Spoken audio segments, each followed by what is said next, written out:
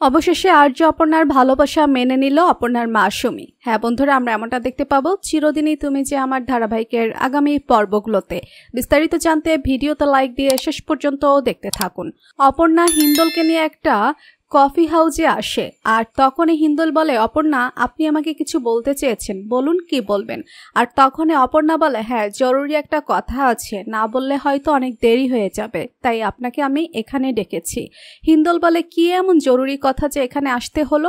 ওদিকে অপর্ণা হিন্দলকে ফলো করে আর্য কফি শপের সামনে এসে দাঁড়ায়। আর্য বলে, সে কি অপর্ণা? আর হিন্দল এই কফি শপে এসেছে, কিন্তু কেননা আমি ভেতরে যাব না, এখানে দাঁড়িয়ে অপেক্ষা করব।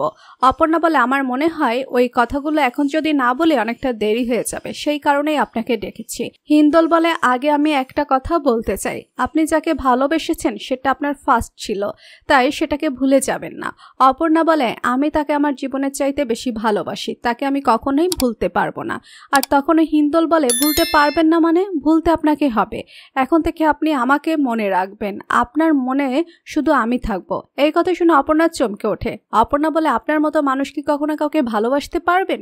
ওদিকে আর্য বাড়ি ফিরে এসে আর্যর মাকে বলে, কি হলো, অপর্ণার সঙ্গে সমস্যা হয়েছে? আর্য বলে, সবকিছু শেষ হয়ে গেছে মা, আর কিছুই বাকি নেই। আর্যর মা বলে, মানে সবকিছু শেষ হয়ে গেছে মানে কি? তুই অপর্ণার সঙ্গে কথা বললি না?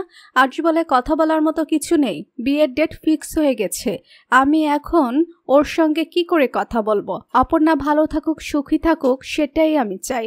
আর মা বলে, তুই যে কষ্ট পাচ্ছিস তা কোনো ব্যাপার না। আর্য বলে, মা অপর্ণার জন্য আমি সবকিছু সহ্য করতে পারি। আর্যর মা বলে, আমি অপর্ণাদের বাড়িতে যাব, অপর্ণাকে সবটা খুলে বলবো। আর্য যদিও বলে, তুমি কোথাও যাবে না, আমি আজকে তোমাকে আটকে রাখতে পারবো না। তো বন্ধুরা, পরবর্তী আপডেট সবার আগে পেতে সাবস্ক্রাইব করুন আমাদের চ্যানেলটি। ধন্যবাদ।